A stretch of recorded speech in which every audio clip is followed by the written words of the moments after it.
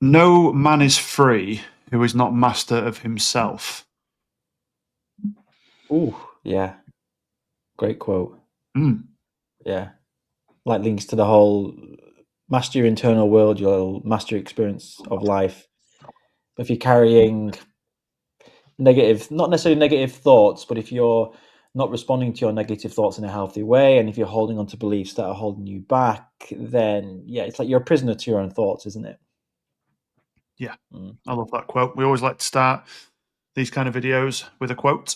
So, we want to talk today about the impact that alcohol has on your relationships. And what we did was we asked our client base for some questions that they either thought of when they first started working with us and they've gone through the process now of being alcohol free. Some people have only signed up recently.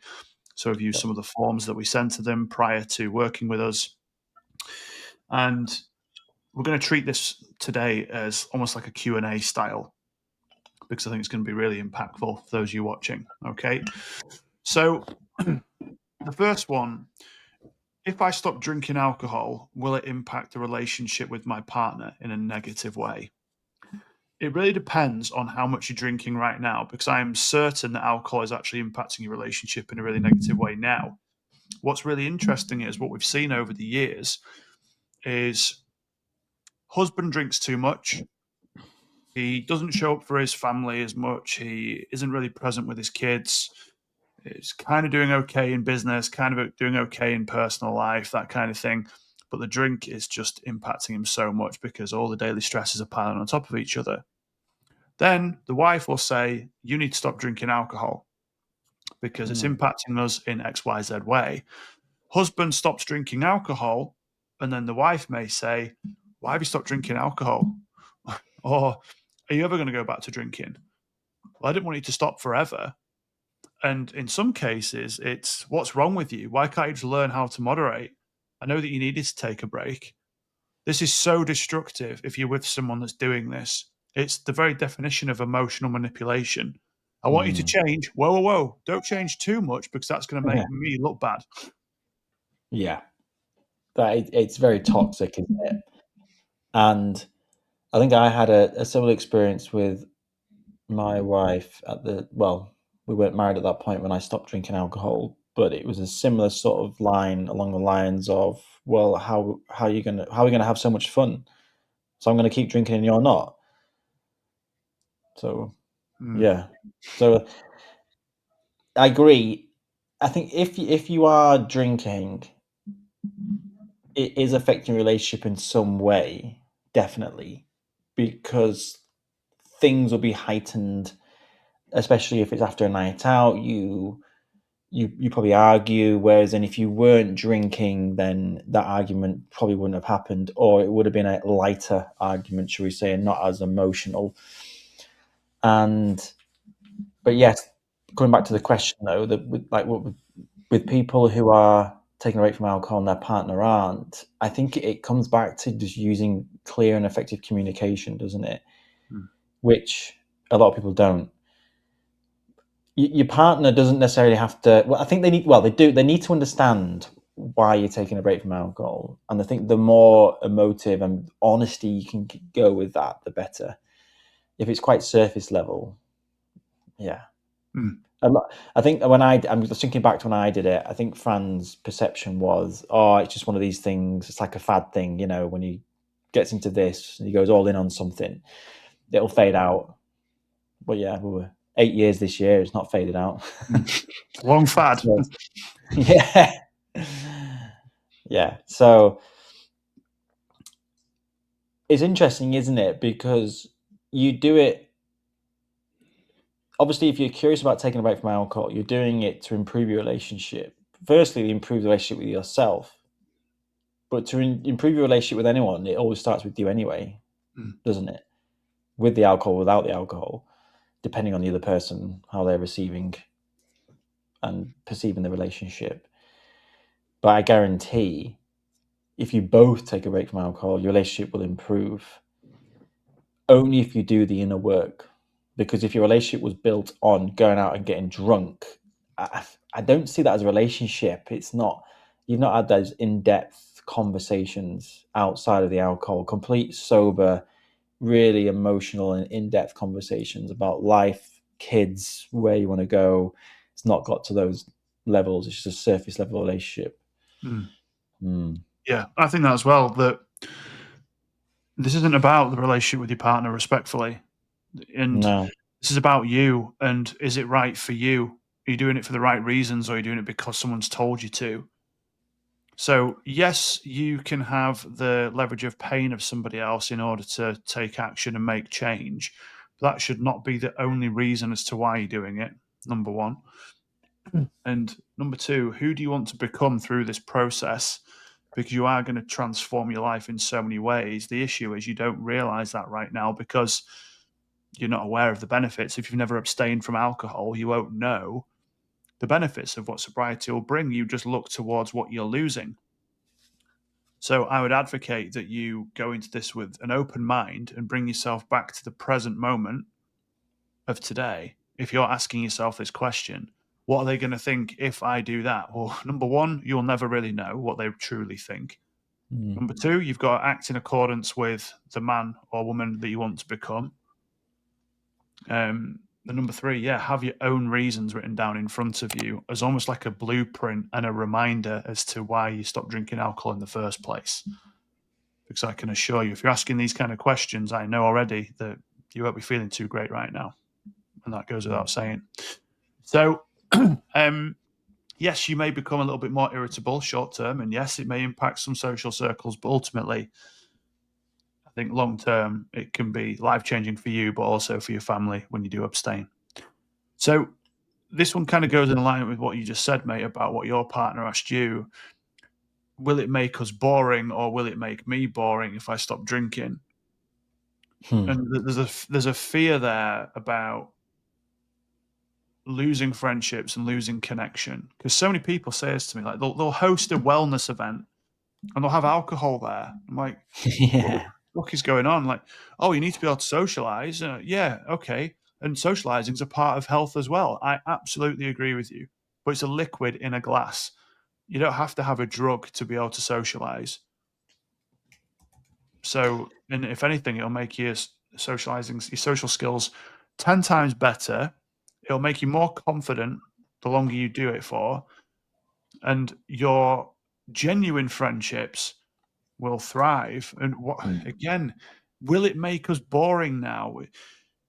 The fun that you Define think you have, boring. well, yeah, exactly. But the fun Mhm. that you think you're having on a night out, it's just not what you think it is at all. I'm not coming at this from an angle of I'm just a do-gooder that's been alcohol free for 5 years. I was in hospitality for nearly 15 years and I saw firsthand the air quote fun that people are referring to. And the only reason why is because, yes, your inhibition's lower. Yes, your dopamine levels go up for probably about 60 to 90 minutes is when you're at your peak. Anything Mm. after that, your speech becomes slurred, you're bumping into each other, you might fall over. I saw countless people get in fights, relationships destroyed, fall over and break their leg.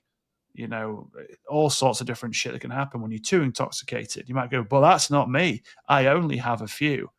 Well, okay, fine. But how do you feel the next day? Even if you only have one or two, you probably still feel like shit.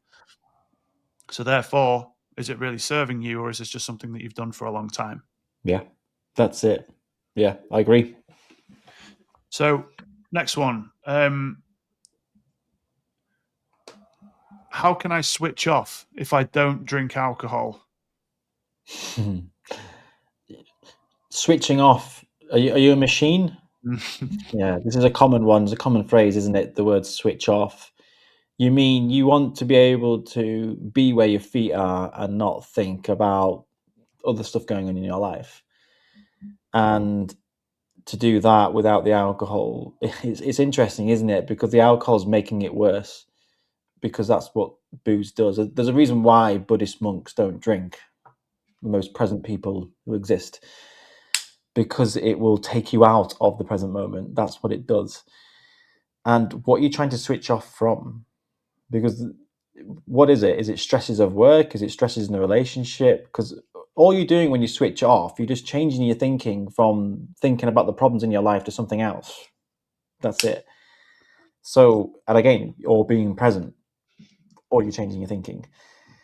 So, whilst the booze, yes, from a, not going to get too scientific in this, but yeah, it does send your dopamine up. It affects your neurotransmitters, helps you relax in the moment. But what happens in the days that follow is it sends, obviously your dopamine's gone up, that comes crashing back down again. Your stress levels, cortisol levels have gone up. So your stress and anxiety comes back stronger the next day, even if you just had one or two drinks, because it's impacted your sleep and all the things that I just mentioned. But there's loads of other alternative ways to air quote switch off without the booze, and literally just switch the drink out. I still drink beer when I want to relax, and I've had whatever, a long week at work, and on a Friday night, and I sit down. Let's say that's what we're talking about here, isn't it? Or you go with your friends, you go out and meet your mates, you watch Netflix with your partner, switch off. I still have a beer, not all the time, but especially in those early months when I stopped drinking alcohol. Yeah, but mine was 0%. You Mm. still get the sensation of relaxing. It's just you with a drink in your hand. Yeah. I think you're overthinking it. Yeah, and also I don't think the goal is to switch off. I think it's to navigate your thoughts in a healthier way, because to Correct. switch Yeah, off would totally. imply that you won't feel anything and that you won't think about anything. That's Mm, also not true. So, yeah, it takes around 60 to 90 minutes for the dopamine to then wear off. Then you need another hit. And then when you have mm, 5 or 6 hits, air quote, of dopamine, you've just had 6 beers, and now your brain's turned to mush and you feel like absolute dog shit the next day. That's the issue. So it doesn't help you, and it only creates more problems later down the line that you'll need to yet again switch off from, mm. as opposed Yeah. to navigating those. And it's not denying that there's challenges, not denying that life can be stressful, but why make it any more difficult than it needs to be? Oh, Yeah. I've got young kids, and they're running around after them and running a business. Yeah, I can't imagine having 2 young kids while drinking alcohol, Mm. dealing with shitty nappies or Pepper Pig on a hangover. Fuck me, Yeah. that'd drive anyone to drink. I mean, I do those two things. There's Peppa Pig and then literally changing a nappy at the same time. And yeah, pour booze on top of that. No, thanks. Absolutely not. No. So these are common problems, but it doesn't mean that they're normal problems. Those two things are very different.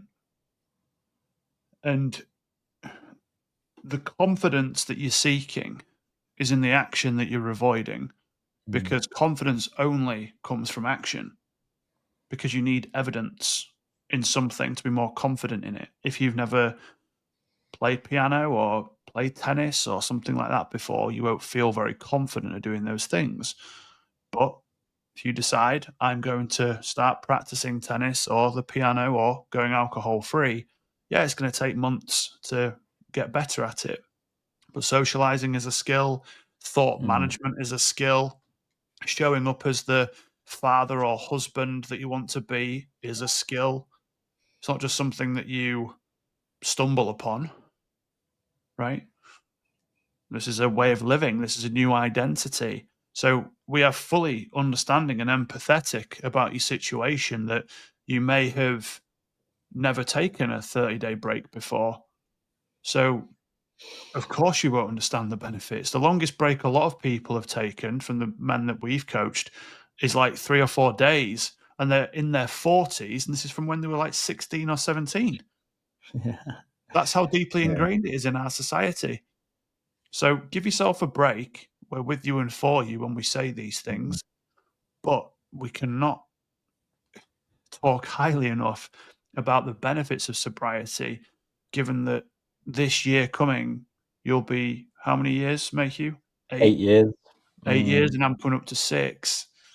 So a combined 14 years of sobriety is enough data, I would suggest, along with the hundreds of people that we've helped coach over the years to remove it, to really back ourselves when we say this, that the only regret you'll have is that you didn't do it sooner.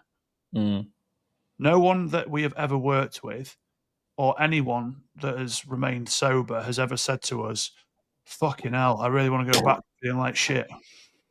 Yeah.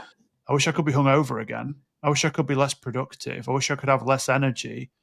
I wish I was less present with my kids. I wish I was having less sex with my partner." No one has said any of that No, to us no, before. no, no. So yeah, no one ever regrets it, and it's the best decision you'll ever make, I think, because everything else improves. Everything gets exponentially better.